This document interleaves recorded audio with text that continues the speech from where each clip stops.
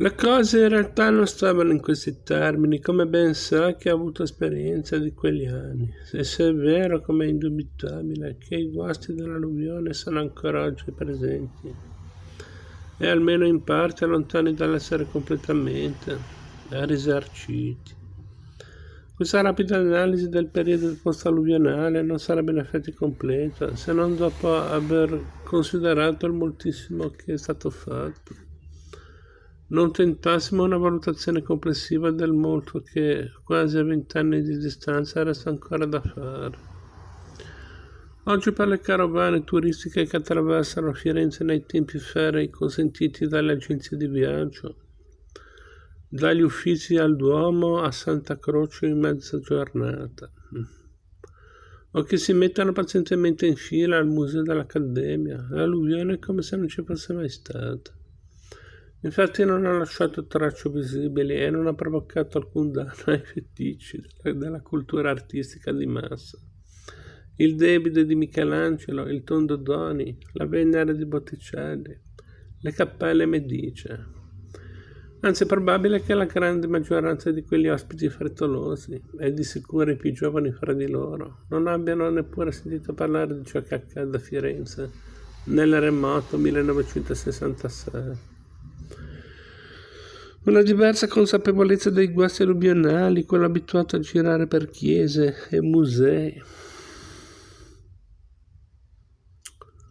Una diversa consapevolezza dei guasti alluvionali la può avere invece il turista mediamente colto, quello abituato a girare per chiese e musei da solo o in poca compagnia, magari consultando qualche vecchia edizione della Guida Bleu o del Touring Club. Non c'è dubbio infatti che questo ipotetico signore andrà incontro a frequenti e inevitabili delusioni. Chiostri che sapeva affrescati, spogliati delle loro pitture, piccoli musei inspiegabilmente chiusi, ma anche grandi musei nazionali, come l'archeologico. Altari privi di quadri, opere d'arte anche famose, trasferite, occultate, invisibili, ma la percezione esatta dei danni tuttora persistenti, delle ferite non ancora rimarginate, non può averla che lo studioso.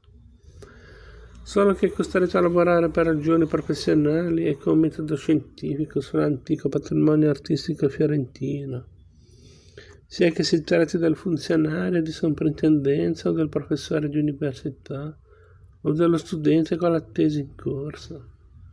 È in grado di capire che cosa sia stata l'alluvione in termini di sconvolgimento di un sistema mirabilmente correlato di opere, di memorie, di documenti. L'affresco staccato o il dipinto che non possono essere esaminati perché l'uno è conservato in depositi inaccessibili, l'altro è ancora coperto dalle veline.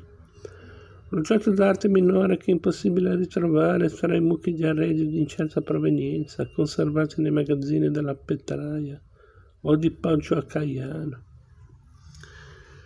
Ma anche con effetti non meno gravi la vecchia foto che non potrà essere riprodotta perché il negativo risulta disperso o sinistrato. Il fondo di biblioteca o d'archivio perduto alla consultazione perché danneggiato dalle acque dell'Arno. La rivista preziosa, il libro raro che non risultano più al loro posto al Bisseo o alla Nazionale. Il guasto che l'alluvione ha inferto al patrimonio storico fiorentino si misura soprattutto in questo stillicidio di piccole e grandi perdite, che richiedono per essere almeno in parte risanate un lungo e paziente lavoro fatto di interventi tecnici, ma anche e soprattutto di risarcimenti, per così dire, culturali, dal riconoscimento dei complessi smembrati alla restituzione ai luoghi di appartenenza delle opere ancora conservate nei depositi. In occasione della mostra che si è tenuta a Firenze nell'82 per il quarto centenario degli Uffizi, Giorgio Bonsanti ha tentato un bilancio sommario, chiaro però e ben documentato, dell'eredità dell'alluvione, almeno per quanto concerne la politica del restauro. Ne risultava un quadro abbastanza allarmante, che non sarà inutile rievocare brevemente: le opere d'arte vittime dell'alluvione, parzialmente restaurate o non ancora restaurate, o comunque in attesa di essere restituite alle sedi di origine. Si contano sicuramente in diverse centinaia dislocate in vari depositi della soprintendenza. I nuclei più importanti delle tele e delle tavole si conservano nei magazzini della fortezza d'Abbasso e nei depositi del cenacolo di Foligno. Si tratta in molti casi di dipinti su tavola di eccezionali dimensioni, per dire solo di alcuni. La deposizione di Francesco Salviati proveniente da Santa Croce, uno dei dipinti più importanti di tutto il Cinquecento toscano.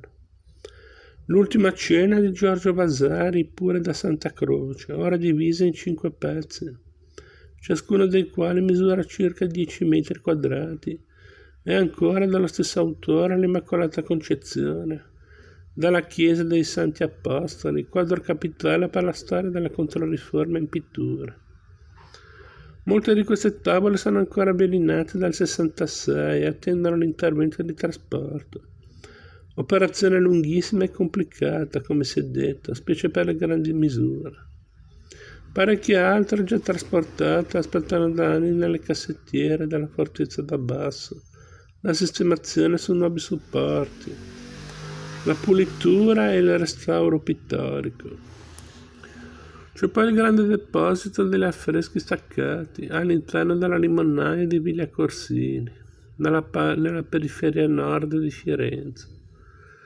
Qui sono conservate in un vasto ambiente che solo di recente ha conosciuto un minimo di ordinamento, le molte pitture murali e le sinopie che sono state strappate prima e dopo l'alluvione.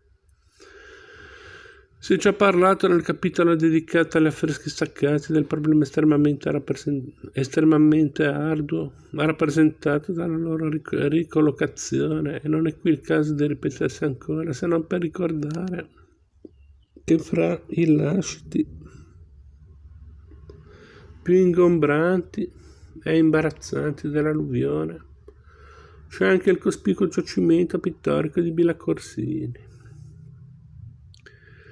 Infine, nei depositi delle Ville Medici e della Petraia e di Poggio a Caiano si raccolgono migliaia di suppellettili in legno, arredi liturgici, mobili, candelieri, sculture, in gran parte ancora incrostati dal fango alluvionale, spesso prive di cartellini di riferimento.